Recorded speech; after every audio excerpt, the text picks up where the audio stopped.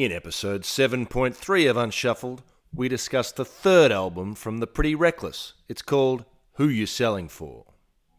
But first, here's our awesome intro music from Seven Planets.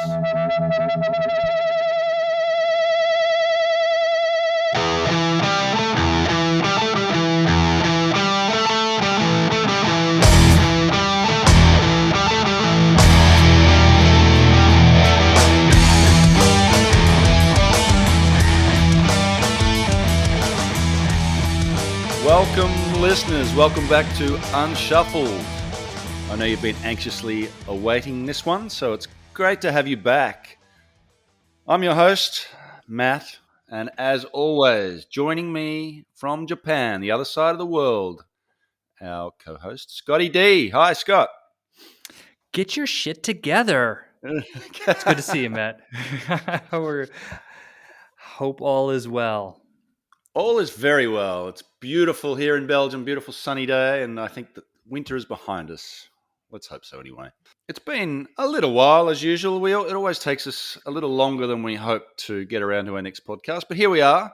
We've had a good month or so to absorb our album of the day. This one's called Who You Selling For by The Pretty Reckless, their third album.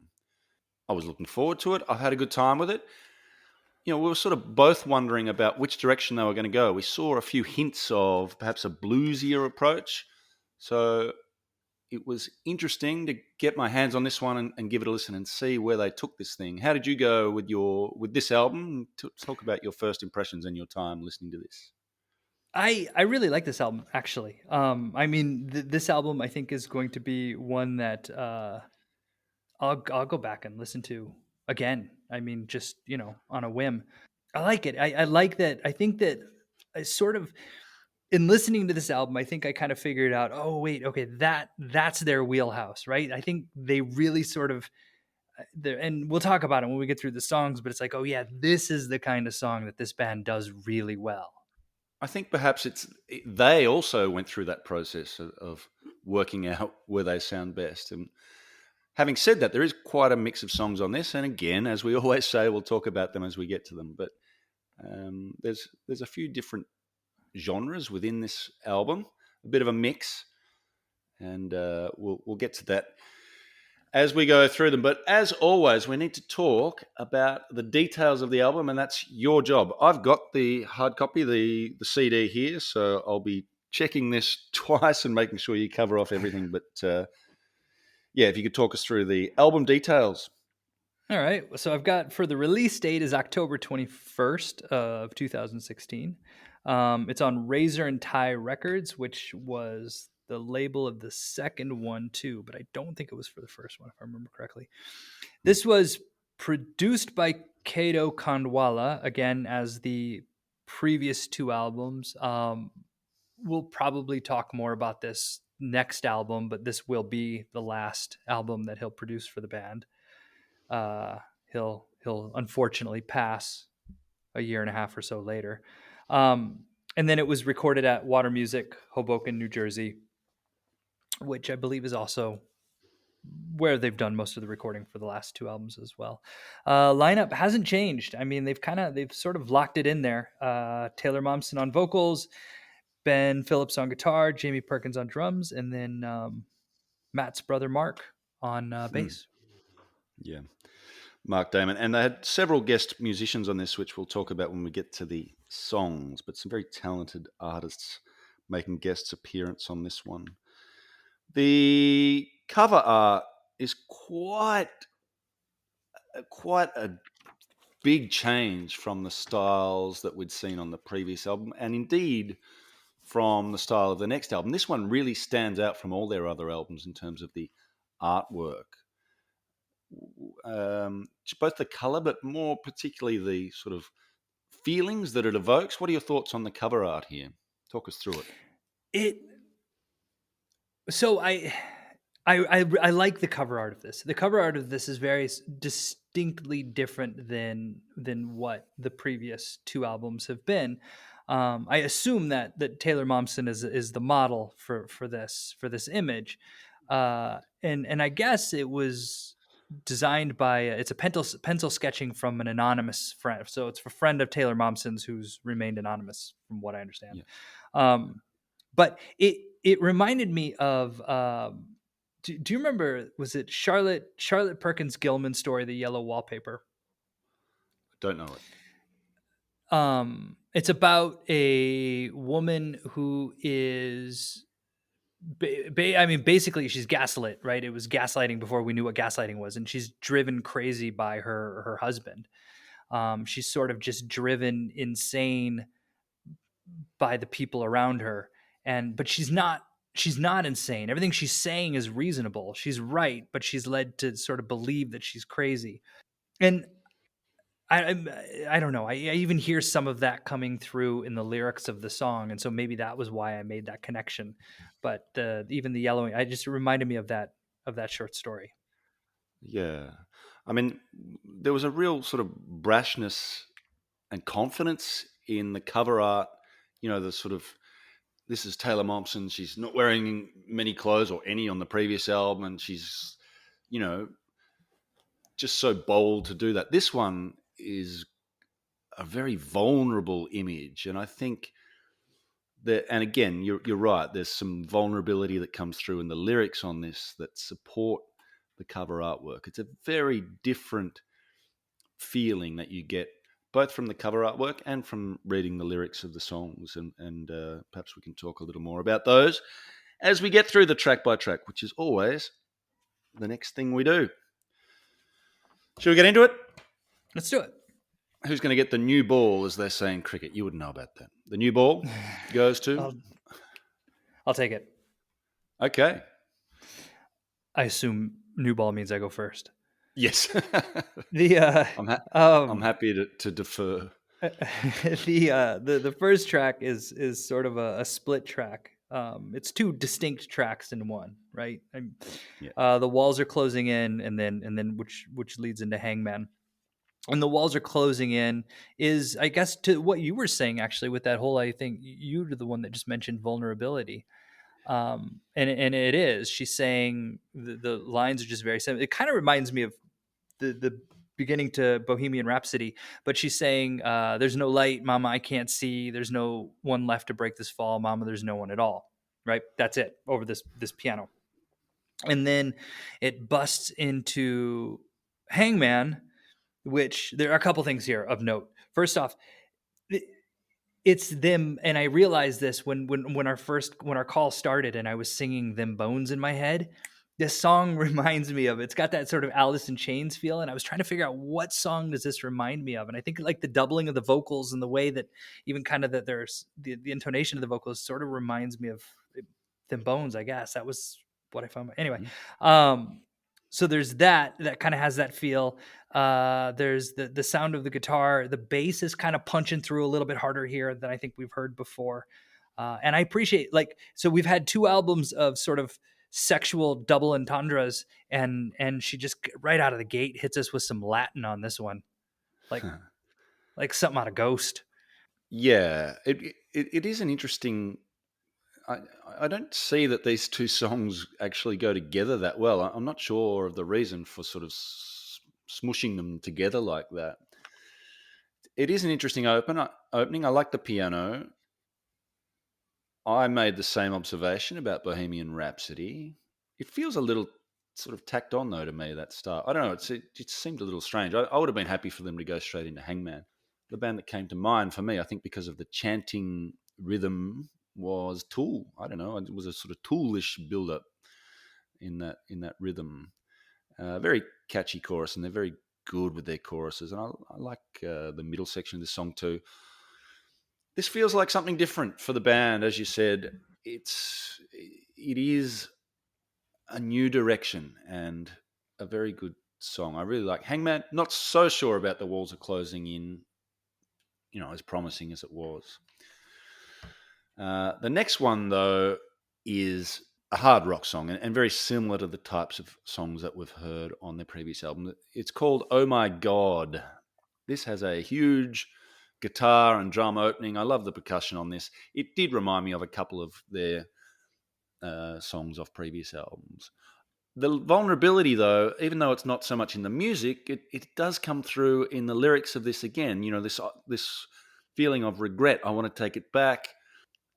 Feelings of inadequacy that you know is a common theme in this album. So I enjoyed it. A nice sort of throwback to their previous work in terms of genre.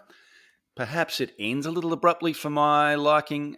I don't think ending songs is a strength of this band. They're great at starting a Hmm. song and getting into a groove and getting you tapping your feet and singing along.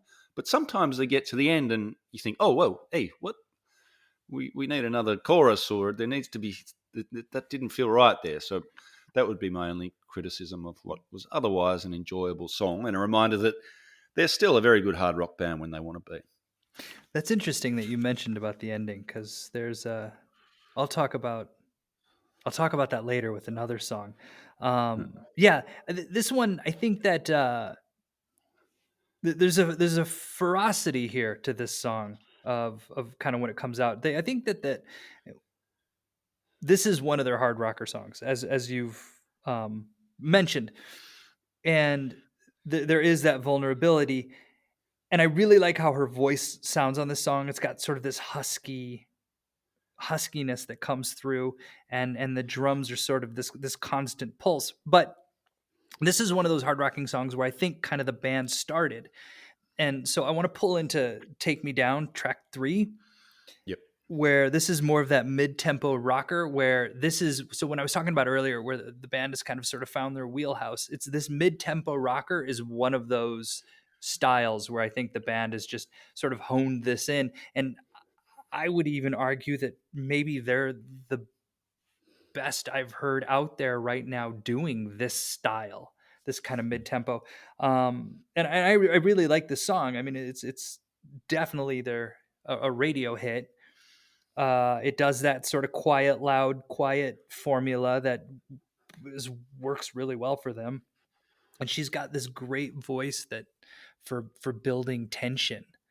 And this song does that. She really does that a lot with these mid-tempo rockers. And then it's got that bridge that sort of builds the, you hear take a drink, but the anthemic uh, sort of that stadium, playing to that large audience.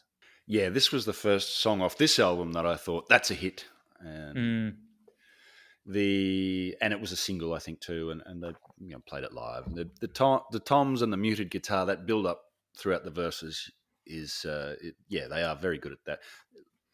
And here we see the first of the guest artists. This has some backing vocalists on it that it's really nice to hear. After hearing her voice double tracked so often, it's nice to hear some other voices. We did have Ben Phillips a couple of times, but here we get some female singers, and these are no slouches either. These are some big names. The names are Janice Pendarvis, Jenny Douglas Foote, and Sophia Ramos. And if you look up their biography, they've performed with some really major artists over the years. And it's really nice to hear. I like to hear the other singers. Interestingly, such strong vocalists, but Taylor Momsen holds her own with them. I mean, her voice doesn't sound out of place with these great singers behind her. There's a couple of other little touches in this. The little Hammond organ comes in, and that appears a few times on the album after the chorus. I love the sound of that. Fits in nicely, and there's a lovely tuneful guitar solo, and the choruses are as catchy as ever. And what makes a catchy chorus even catchier is a shaker. I love a good shaker in a chorus, as you know.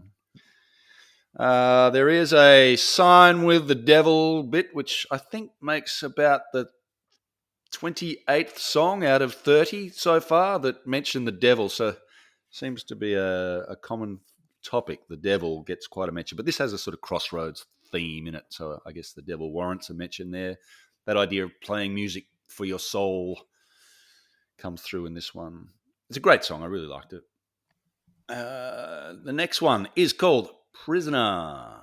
Now, this is a real bluesy number, a sort of classic 12 bar blues. It's got that, for percussion, it's got a kind of marching slash shoveled earth kind of sound. It fits in with the prison theme. It sounds like the kind of sounds you would hear in a prison yard with the prisoners marching around and the digging going on, or the shuffling of feet or something.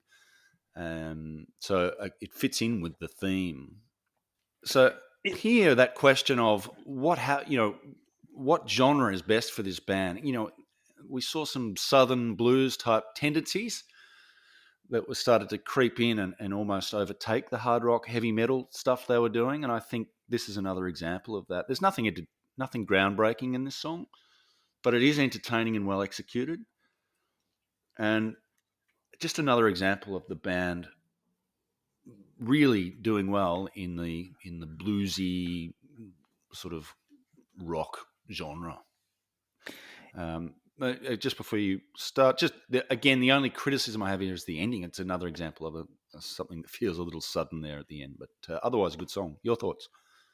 yeah, this was the other genre that I was referring to. The sort of that bluesy stomp rocker. I Mm, think if they were to just go ahead and make an album of just bluesy stomp rockers in the mid tempo, they'd have just a solid album.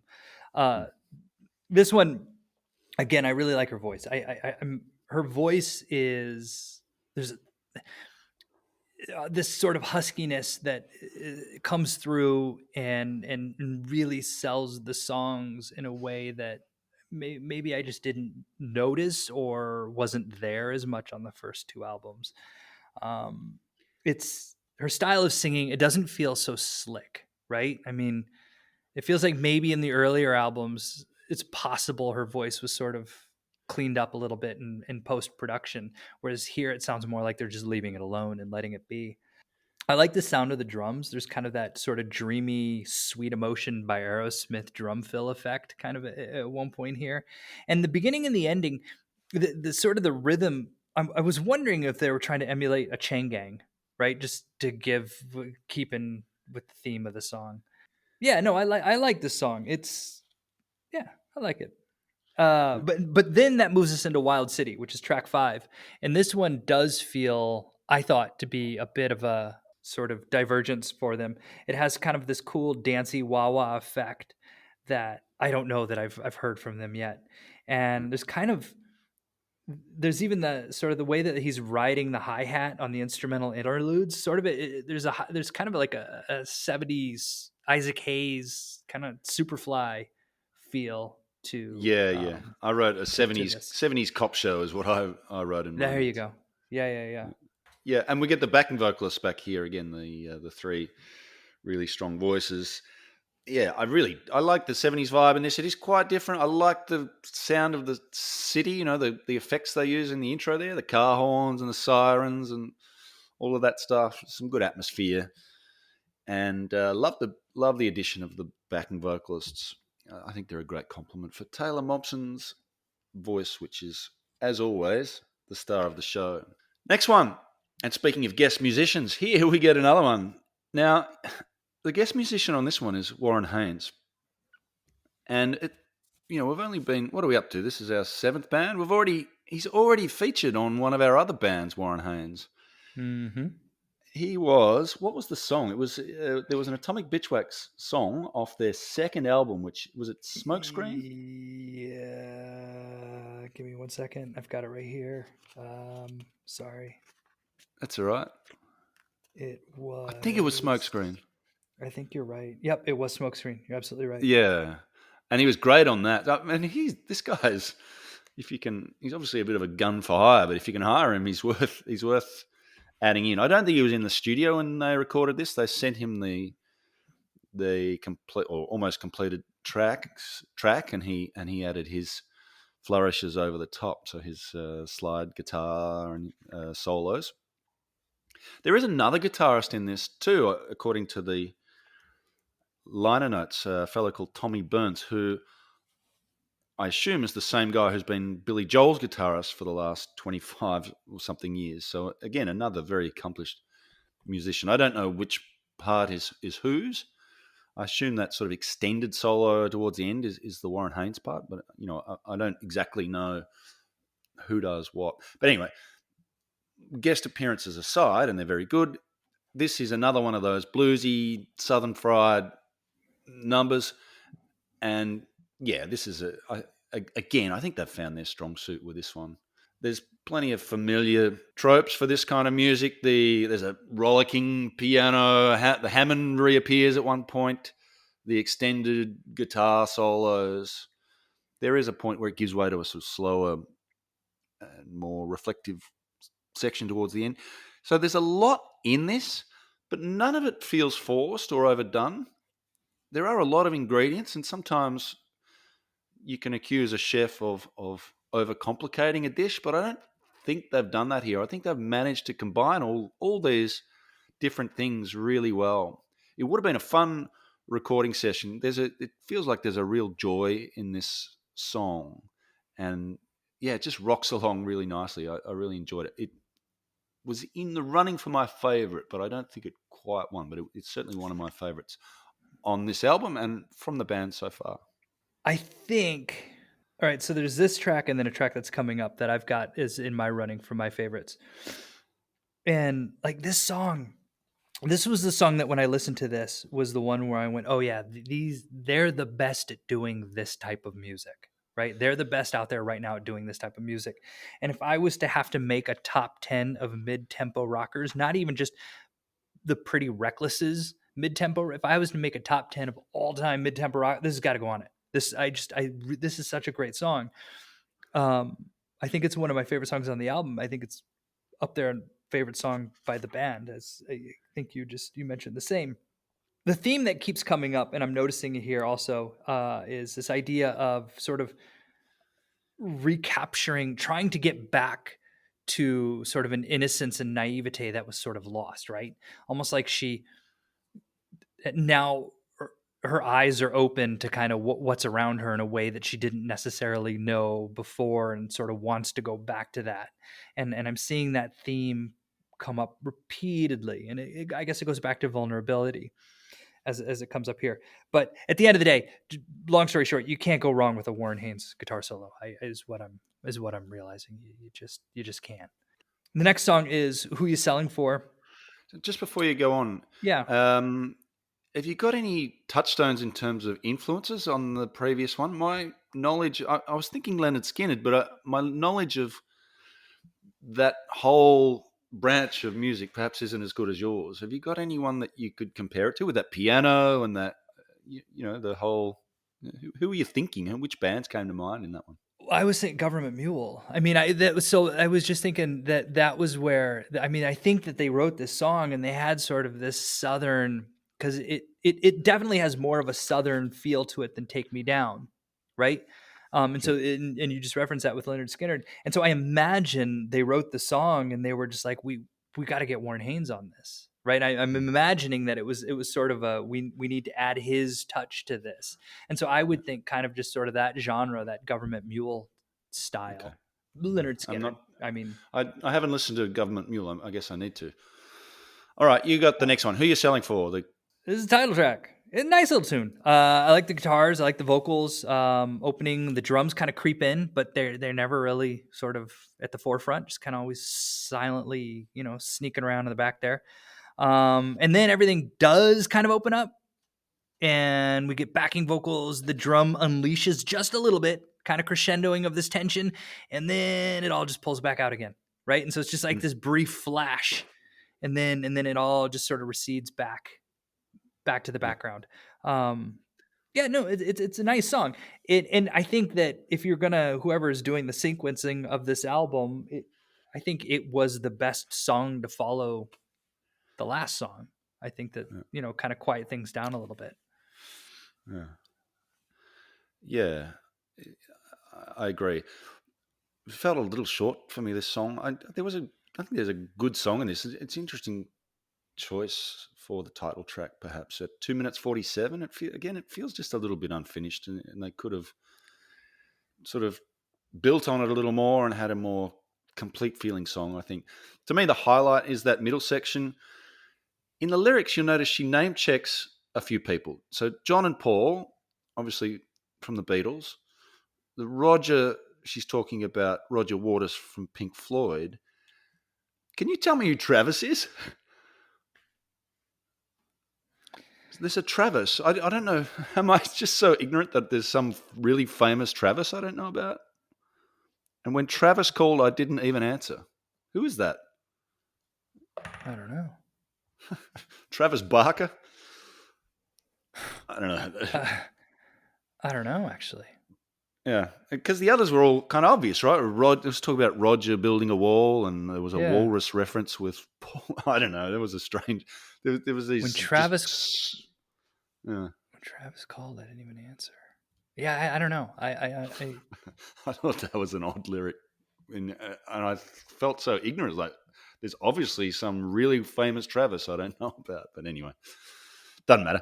Next one is, and we'll probably work it out later, or someone will tell us, and we'll realize, idiots. Anyway, not to worry. Next one, bedroom window, is change of time signature here. Now it's always hard to tell 6/8 or 3/4. I'm putting this in 6/8. This is a real gives it a real sort of folky vibe, almost like a Simon and Garfunkel or Greensleeves, or one of those folk type ballads. Lovely vocal performance again, but again, only 2 minutes. So if you're going to do it, I think commit to it. It just feels a little insubstantial. You're the English teacher. Insubstantial. At only 2 minutes long, and something they could have built on a little more, I thought. And not pleasant enough song, but just left me feeling like it was an incomplete work. Your thoughts? I was wondering, I guess, if I don't is this credited to Taylor Momsen and Ben Phillips or just Taylor Momsen? There's not. It doesn't have individual credits on my It doesn't. CD. Okay, because No. it reminds me of. Do you remember on the last album there were several of kind of these just little bits that would pop up in the middle of just sort of her and a guitar, and Yeah, they the were one about her usually sister. and they were. I think they were all the just Taylor Momsen songs, Yeah. and so I was wondering if this was just another one of those. It's just I don't know. I seems like it's a track 8, right? I mean, this is just sort of it's there and it kind of a moment to catch your breath, and then they're about to kick everything off again with the next track, Yep. which I'll go into, which track 9, "Living in the Storm."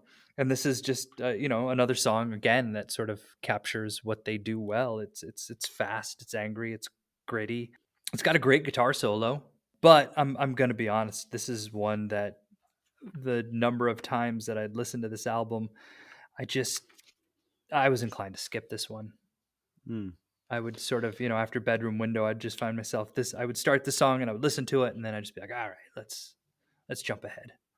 Yeah, I must admit it didn't grab me in any major way either. I think because we'd had some highlights in a different genre, going back to the hard rock felt like I just wanted more of what we'd been getting, rather than a throwback to their more rocky stuff at this point. Interestingly, this was a choice for their second single off the album, so the band obviously really liked it and thought their fans would too.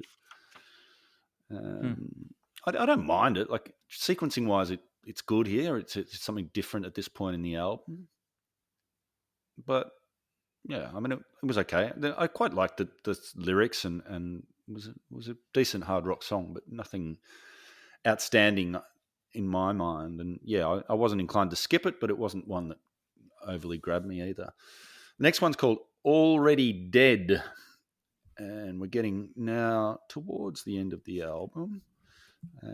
Track 10 here. Pink Floyd jumped out at me. I don't know about you, but certainly in that opening guitar sound and the pace of the song, and maybe it's the fact that we're 2 songs off her referencing Pink Floyd in the lyrics that had Pink Floyd in my mind. Again, there's some experimentation with time signatures here. It's not 4/4 all the way through. So I quite liked it. A nice, slower song, a bit of an experiment for them. That it's nice to hear a band trying different things, perhaps a little bit too obviously derivative for me. Pink Floyd's never been a band that I've spent a lot of time with in the past, but this did, if I wanted to, I think I'd listen to Pink Floyd rather than this. I don't know about you. This was actually the other song that I had listed as one of my favorite songs on the album. Oh wow. Um, and I think part of what I wonder is my impatience with track 9 wasn't so I couldn't just already just move ahead to track 10. This is a song that grew on me the more I listened to it. I don't know that it stood out to me the first couple times I heard it. It sort of grew later, and I just there's I love like that clean acoustic guitar under sort of that bluesy electric guitar that's happening over it. The way that those two sounds are doubled together, and just her voice and the I just wrote down her voice. Who seriously, who rocks like this right now? Like Mm. who has the who can sing like this right now? And especially I don't know. I think that her voice is definitely filling a void of just female rock stars out there. Which takes us into The Devil's Back. This is the longest song in their catalog up to this point, right? It's 7 minutes and 6 seconds. And I really like this song too. It sort of seems to let Ben Phillips kind of play around at the end. Lyrically, the song shifts perspectives, kind of like she did with, I think it was Sweet Things on the last album, but Sweet Things, I think, had dual vocals. This one doesn't, but she still sort of plays two different characters in it. My only wish for this one, and I think what kind of keeps this song down for me a little bit, is that Ben Phillips gets to do all this sort of noodling and playing around at the end, and the bass and drums don't change. They sort of stay the same the whole way through. And I don't know. I think there was a window for the three of them to kind of just jam around together, and I would have Yeah, liked to have heard that. yeah. No, this was my favorite song on the album. We get the devil reference again. A lot of devil talk on this band. It's like the pretty reckless equivalent of "Where's Wally." I like the lyrics, and that vulnerability that has been a theme that we've kept coming back to. It shows up majorly in the lyrics here. I hate what I've become now. Anxiety is slowly killing me. So it's very heartfelt, and she's really opening herself up in this song and on this album generally, which makes it, I think, more appealing as a work of art than just a hey, we're hard rockers and we're here to show you how good we are. This is something deeper, I think, and something more authentic. Musically, we get the bass drum and a shaker for the percussion, so that and there's over the top of that there's these shimmery guitar effects. It's a very haunting or maybe haunted vibe to the song. There's a little bit of piano and some keyboard stabs here and there. But what makes it my favorite, you mentioned the solo towards the end, which I really like, but the way Momsen joins in and brings her voice in as an instrument at that point, and it starts sort of wailing and moaning. I really like the use of her voice in that way, and it's as patient as I've heard them. It's their longest song, but also I think the song where they finally just let the song play out. And I found that really effective, and it felt like a complete song to me. And I really like the fact that they just let themselves let this work of art develop and come to a satisfying completion. And yeah, again, love the use of her voice here. To me, this probably should have been the album closer. It felt like an album closer to me, but it's not. And we'll talk about the next song. But you wanted to say something? Yeah, no, I was just because so I was thinking about my comment about how the bass and the drums sort of don't get the chance to jam around, and I was thinking that I had been in a band a while back, and the vocalist and the guitar player did all of the songwriting, and I can remember we had recorded an album, and it was sort of they would And I wonder if it's this with the band where sort of they have everything worked out. The song's pretty much worked out and done. And then the bass player and the drums kind of just sort of come in when, they start the clock, they come Yeah. in, do what they do, and then leave. Mm. Um, and I was just thinking as sort of you were talking about that, and then I was thinking of my comment, I wonder if that's sort of how this band works. If Ben Phillips and Taylor Momsen, they sort of do all the heavy lifting, Yeah. and then the song is pretty much just done by the time that it gets into the hands of Jamie Perkins and Mark Damon, and their job is Yeah, it to might just be kind of true. I come mean, it in and just on the liner notes, it just says all songs written by Taylor Momsen and Ben Phillips. So that would tend to support your argument, perhaps. And hmm. yeah, perhaps there was a role for a bit of input from the bass player at that in that jammy section towards the end. Might have added something. Good comment.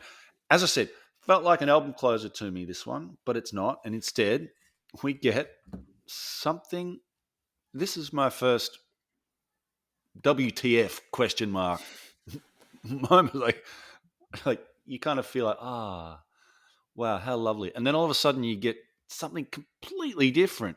And to my mind, really out of place. This kind of, it's called Mad Love, the last song on the album. It's kind of like an 80s disco hit or something. This quirky, distorted bass line. I mean, don't get me wrong, I actually really like this song. I think it's a fun song, but why is it here? Who chose this as the last song on the album? How does it fit with anything else? Any other emotion or, it just seems so out of place, this song. It's a really strange finish to the song. I mean, maybe it could have worked in earlier in the album somewhere, but to me, to finish on this was just an odd way to bring this whole thing. It just left me feeling very confused. How did it make you feel? Nobody does B-sides anymore, do they? Do you remember Yeah, back in the day when mm, and bands would just store up all these extra songs and throw them out as B-sides? yeah, This could have been that. I had read yeah. somewhere that this was an homage to David Bowie, Yeah, David I can Bowie, if see you that. I prefer. certainly can see that. But But what's it doing the here? the opening though, that's Lucy in the Sky with Diamonds, right? Well, yeah, I mean, I didn't make that connection, but okay, maybe. But yeah, what do you think? I mean, do you agree? Like, does it feel out of place? It it absolutely, yeah, it does feel out of place. I don't know where it would have fit better. It's not a bad song. I mean, I'm glad we were able to hear it, but it is a good song, and I definitely hear that sort of David Bowie influence, and it seems even lyrically, it feels like a song that's sort of set apart from the rest. There's no mention of the devil anywhere.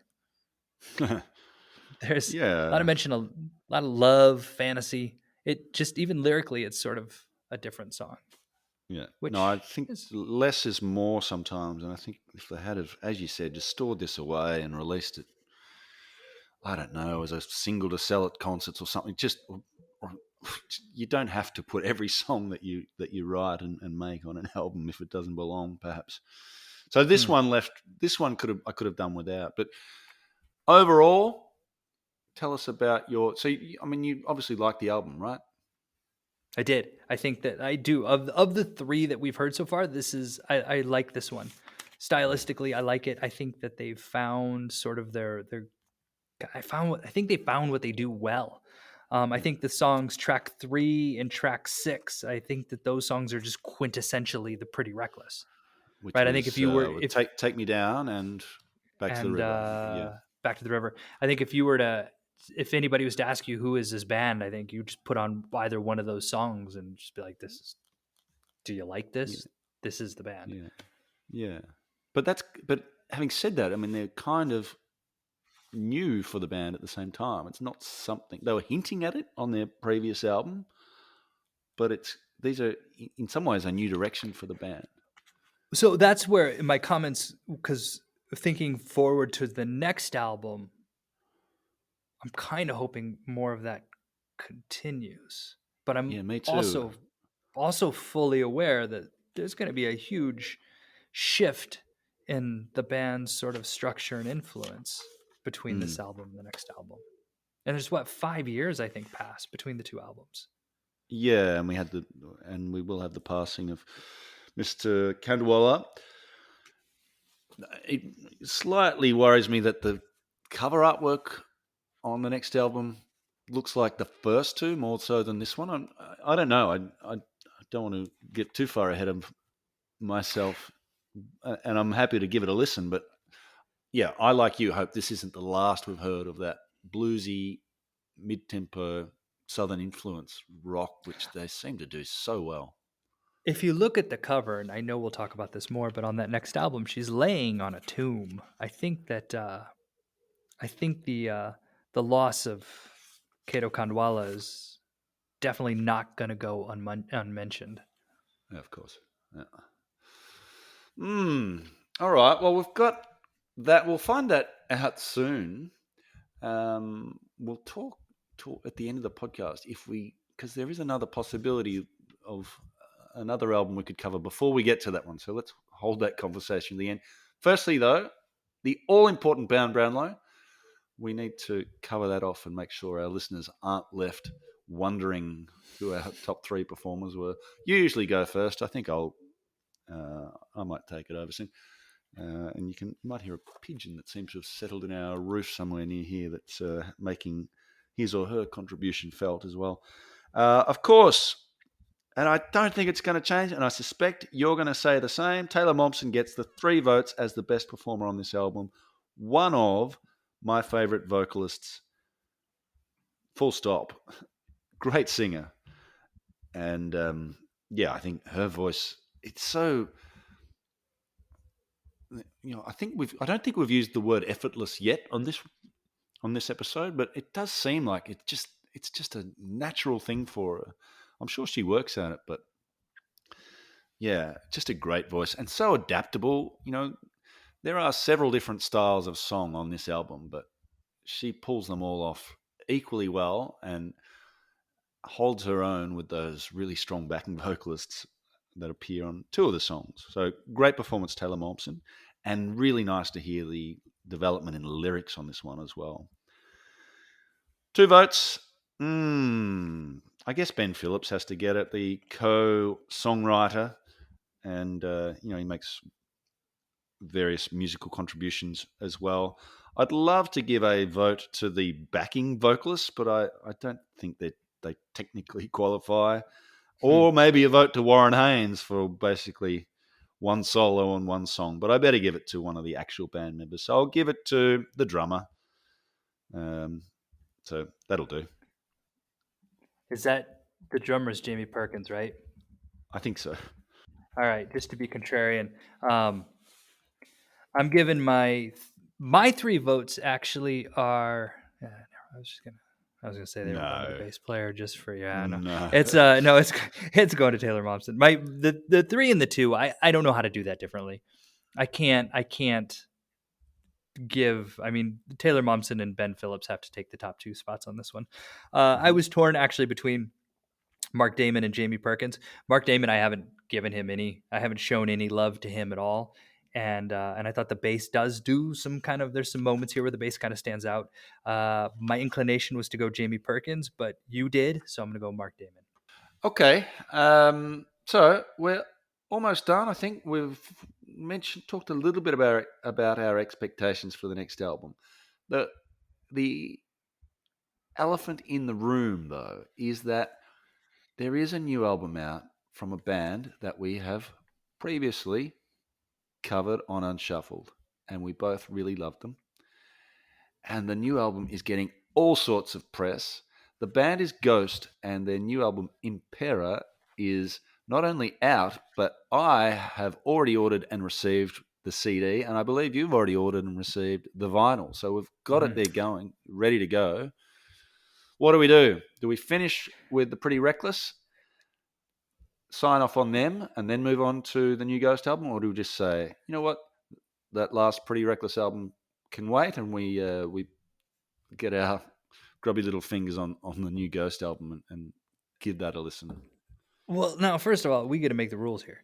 Yes. So we can do what we want. But I was going to say, I was going to suggest we be a little bit more covert about this and take this conversation off mic and do the Ghost thing.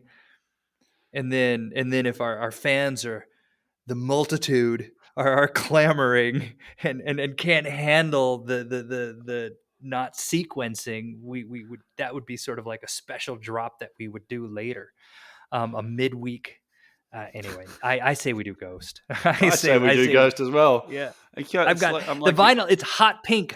It's a hot pink vinyl. It's like bubble gum. It's amazing. have you opened it up yet? Is it the Yeah. CD has this 28-page booklet with all Oh, this the artwork in it? Do you get that in the we, vinyl? that yes, it's stunning. It's huge. I was looking at it with my son. My 5-year-old son looked at it and he's like, "These drawings are really cool." And I was just like, "They're amazing." And I was looking at it actually today while I was my morning coffee. I was just flipping through. There's a story in the artwork, and I started to put it together today, where I don't know, we'll see, we'll talk, but I think that like even the artwork itself is telling a story outside of whatever's happening musically. Yeah. Yeah, all right. We can't. I'm like a kid with a marshmallow sitting in front of me. I've got to eat it. Yeah, let's do All it. right, let's do that. We'll come back and finish the Pretty Reckless after Ghost. But listeners, if you would like to join us in having listened to the new Ghost album, please do. We'll be back to discuss it sooner or later, whenever our lives allow. And or you can skip straight ahead to the next Pretty Reckless album if you're keen to head that direction, and we'll catch up with you in a couple of podcasts. So that'll just about wrap this up. As always, the show notes for this will be posted on our website, unshuffledpod.com. We'll also post a link to those through our Twitter feed at unshuffledpod on Twitter, and there's various other things that we post on there from time to time. You can contact us, unshuffledpod@gmail.com, for any comments or feedback you'd like to give us, or suggestions for future bands. We're happy to take those on too. And we're going to leave you soon. You'll hear a band which you heard in the intro music as well. The band is called 7 Planets. They're on the Small Stone label, which is a fantastic stoner rock, sort of 70s influenced fuzzies rock label, which is great. That 7 Planets track is called Vanguard, off their album Explorer, an instrumental stoner rock band, which is well worth a listen to. Scott, it's been a pleasure as always. We both enjoyed this one, but now we've got a slight diversion before we get back to the next one. But should be fun. Make sure you stick with us, listeners, as we listen to Ghost, and then come back with us as we finish off the Pretty Reckless. Scott, it's been a pleasure. Yes, Matt, great seeing you, and to all of our multitude of listeners, stay safe.